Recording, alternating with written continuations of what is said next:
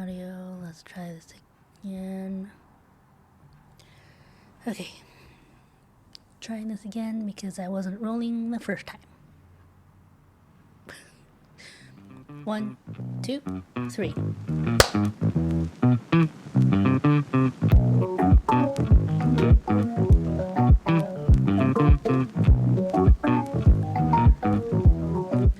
Hey everyone, and welcome back to a new episode of Small Talk Tuesday. I am your host, Jennifer Razan, and as I'm kind of glancing out my window here, it is cloudy again, which means more rain is coming. Yeah, we all know how I feel about the rain. I'm recording this, let's see, it's Friday, March 1st, and tomorrow is Long Run Saturday, and luckily it is the final long run of this training block. And then we go into full-on taper mode. I've been sort of tapering this last week, but these final 2 weeks before race day is going to be pretty calming, I guess you could say. As anyone who's trained for any kind of marathon will tell you that taper weeks are a time to let the body recover, but also it's also not to go technically full speed in our final runs. I recall seeing, I don't know if it was a TikTok or a IG reel that, it's hard for runners to go on easy pace when everybody else is kind of passing you by. So it definitely it feels like that. Definitely feels like that. Let me know if you are training for the marathon. Do you feel that same thing? It's kind of bringing it down a couple notches, just a bit. It is, yeah. I don't know. We'll see how I cope with it, but the rain is supposed to come back, supposedly, so that's gonna be fun. I'm hoping it's not gonna be too strong. I don't know. This is just wishful thinking on my part, so we'll see. Looking forward to it. On to what this week's episode is about. Cross training. I actually got this comment from the last Small Talk Tuesday. It is from a YouTube viewer. I am Will JR. Thank you for the comment. In the middle of the video, would a suggestion be okay? Episode on cross training. Definitely a good suggestion to have, because I think personally cross training is important. As I've gotten older, I feel like it's something that should be implemented here and there. Because if you're doing one thing over and over again, in this case, running, there is that chance of injury or plateau. And to prevent that, we got to mix it up every once in a while. And for me, that cross training consists of strength training quite a bit, because a lot of emphasis when we train for marathons is on our legs. So we're using a lot of our leg muscles, and on occasion our core muscles. I have a horrible core that I'm trying to build up. That's something that I've been wanting to kind of get a little better at over these last few years. Still working on it. It's a work in progress. But it is good to do that to prevent any sort of major injury. At least that's from my perspective. I do want to add just a full disclosure. I'm not a professional or certified, fitness trainer or medical person. I am just your average runner. And, what I say here is completely from personal experience. Currently, my schedule, or training schedule as it is I have 4 training runs per week, and then 2 cross training days, and then a rest day. Usually Mondays, Wednesdays, Thursdays, and Saturdays are my run days, with my long run being on Saturday. I prefer it on the weekend. And my cross training days are on Tuesdays and Fridays, just to sort of break up those run days. I believe that rest days are important. It gives the body the proper time to really heal, because we're putting so much pressure on it throughout the week that, we just need that time to really just sit down and calm down and kind of bring it down a few notches, so to speak. And trust me, your body will thank you for it in the long run, because it does help prevent injury, but also heal any injuries that we may sustain or get in the process of doing whatever it is that we are doing. On occasion, I will try to do a third day of cross training, if only my schedule will allow it, or if I'm feel like, okay, I could probably do something more, but that's kind of a rare thing. So normally I like to stick to 2 days per week and just cap it off that. Currently on my cross training days, I'm usually the home workout kind of person. I don't have a gym membership. I used to many, many years ago, when I sort of first gotten into the whole fitness genre of things, but I rarely used it, so to speak. So I'm like, I don't really need it. Currently, I don't have one. Still don't feel the need for one. But if you have one, cool. Use it wisely, or use it as much as you can. Take advantage of all those, equipment and the classes that they have. So, will I get one in the future? Maybe, who knows? Depending, what the circumstances are. But currently, as how it is at the moment, I'm currently fine without one.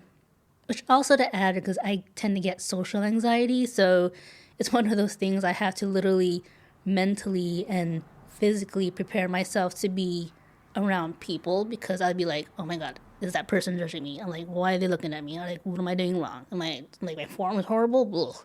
It's like all these thoughts jumbling in my head. So, and that pretty much goes the same for any social event or social gathering I have to do. So it's not just the gym, don't worry.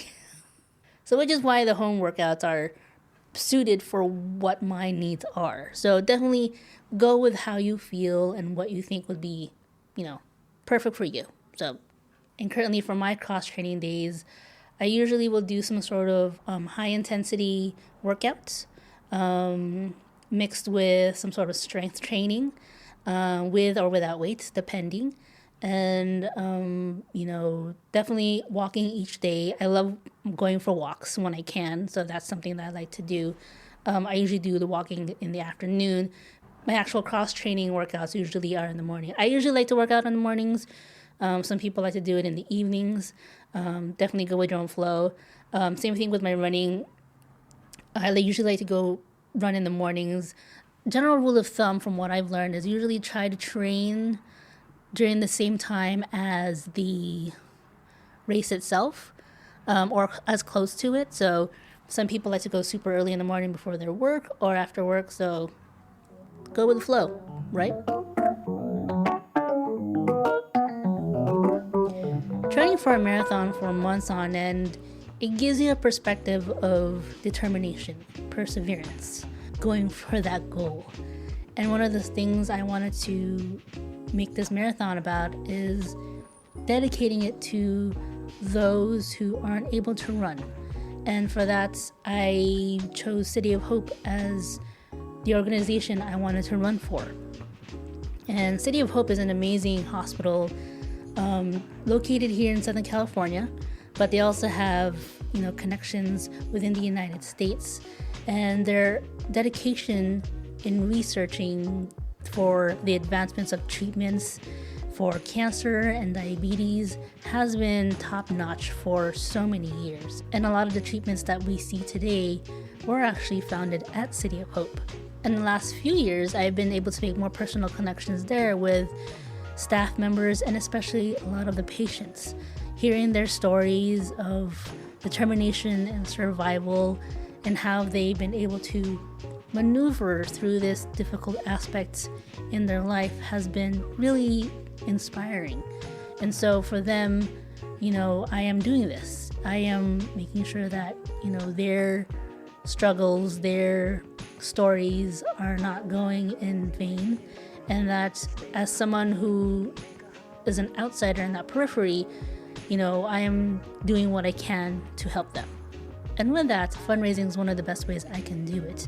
If you would like to help out as well, you can go to my fundraising page at ourhope.cityofhope.org/5footrunning2024. Again, that's ourhope.cityofhope.org/5footrunning2024. Your contribution is certainly making an impact here, and seeing the results of that, and I've seen it firsthand, is truly amazing. And it's just going to keep getting better and better and better. And for the patients there, it is keeping that hope alive. We are so close to reaching that fundraising goal, and these next 2 weeks are crucial to reaching that. So I hope with your help we can do that. Again, if you want to consider donating and of course sharing this, do go to my fundraising page at ourhope.cityofhope.org/5footrunning2024. And how I get my workouts is pretty much from YouTube videos. YouTube is your friend, as they say. The current one I'm usually using is from an account called Grow with Joe. She has some pretty cool workouts out there that consist of a mix of cardio and HIIT workouts, a few with some dumbbells here and there. I usually use that first thing as the first half of my workout. Usually my workouts tend to last between 45 to 60 minutes, depending. And then there's that. It's kind of like, it's like a partial warm-up for me.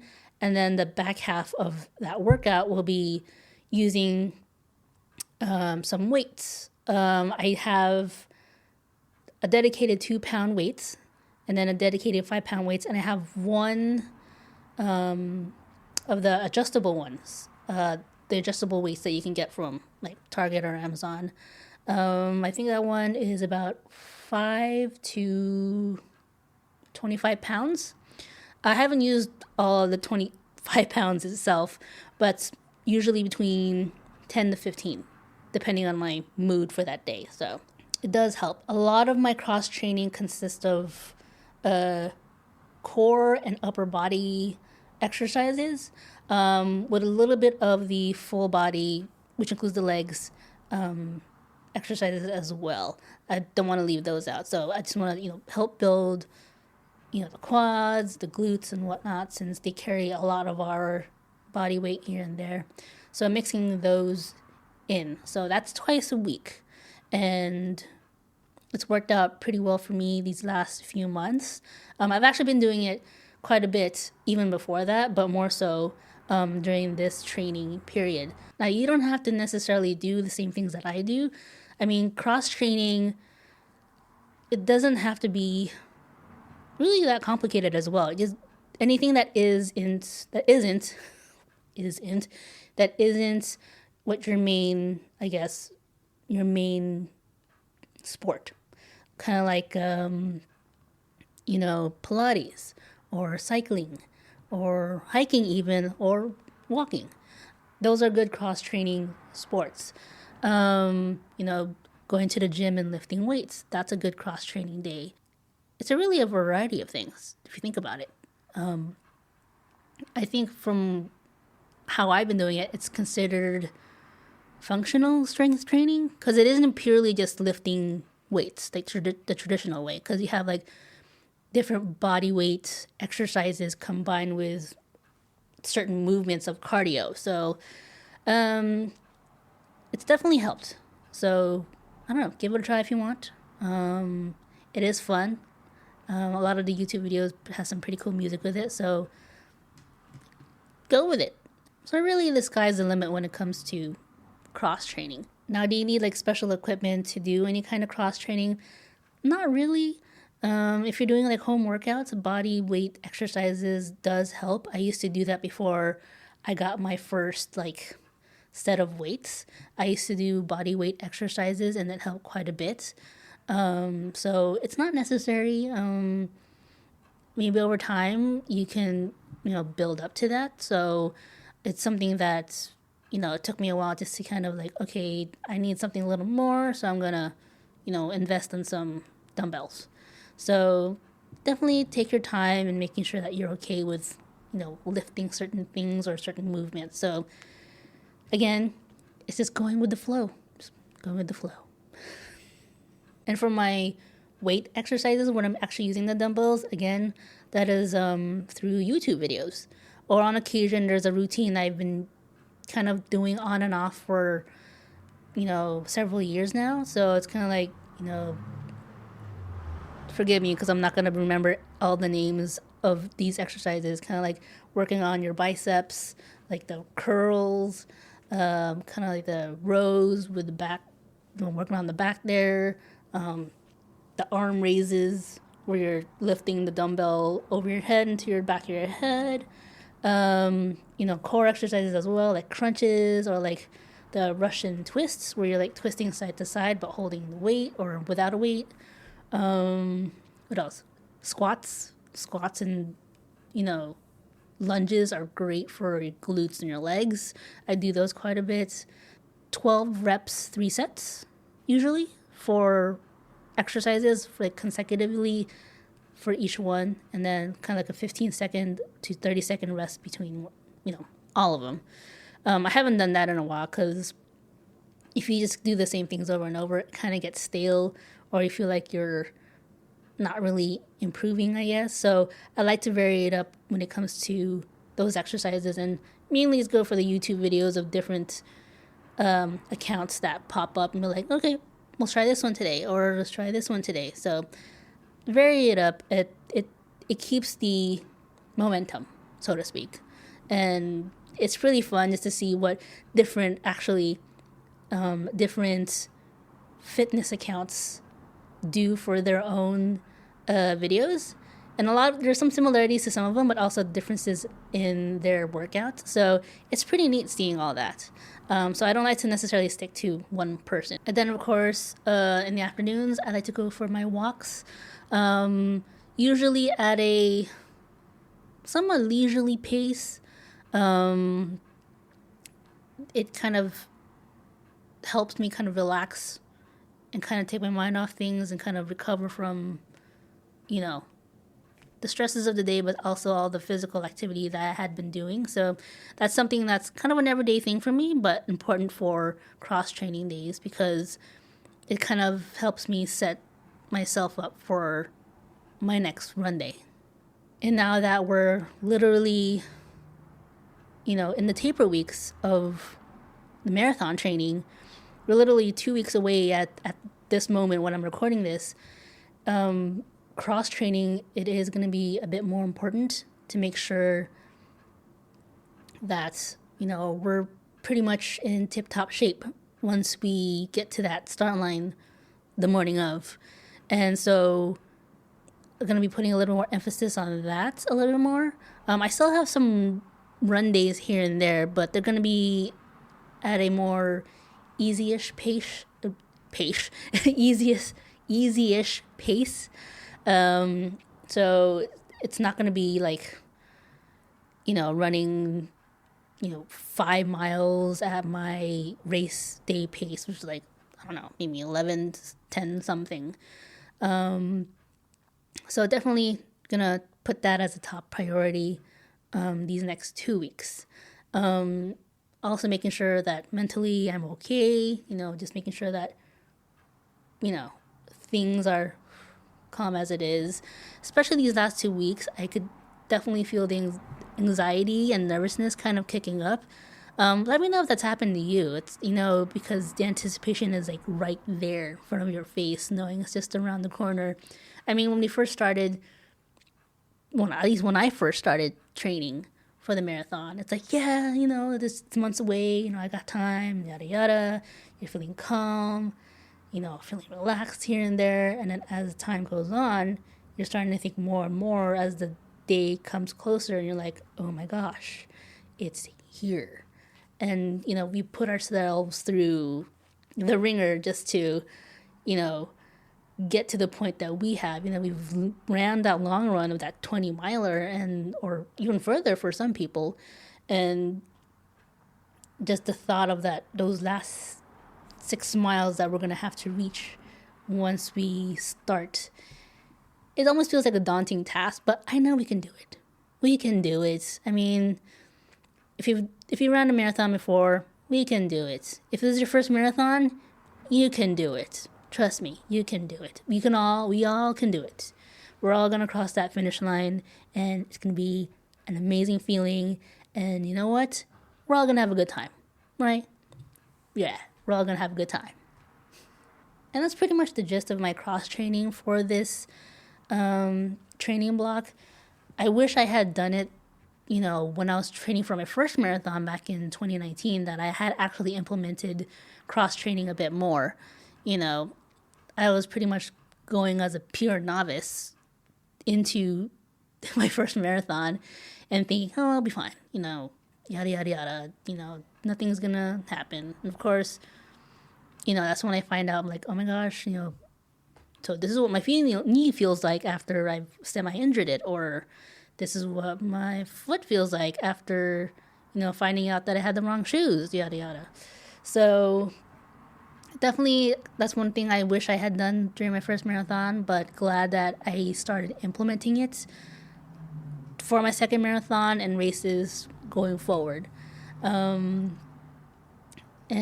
now it's something that, I prioritize as well as with my running, and couldn't be any happier.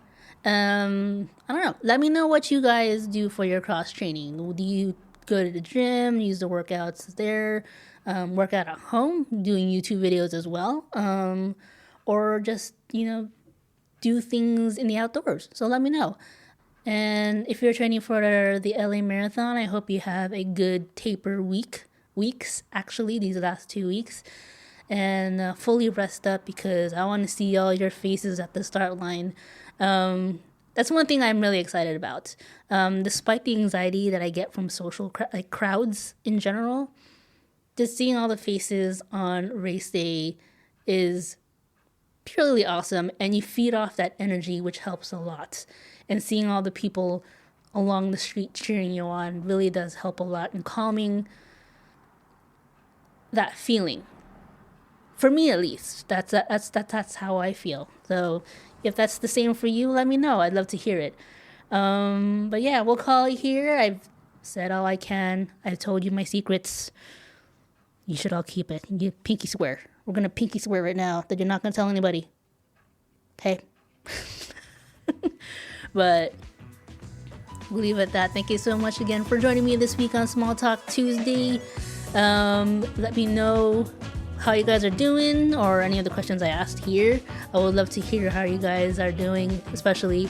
But yeah, we'll leave it there. Until next time, I'll see you all later. Ciao. Thanks for listening to this week's episode of Small Talk Tuesday. Drop us a line at smalltalktuesday@gmail.com, or leave us a comment on YouTube. Don't forget to follow and subscribe on YouTube, Spotify, Apple Podcasts, and Amazon, and all places where podcasts are listed. Until next time, we'll see you all later.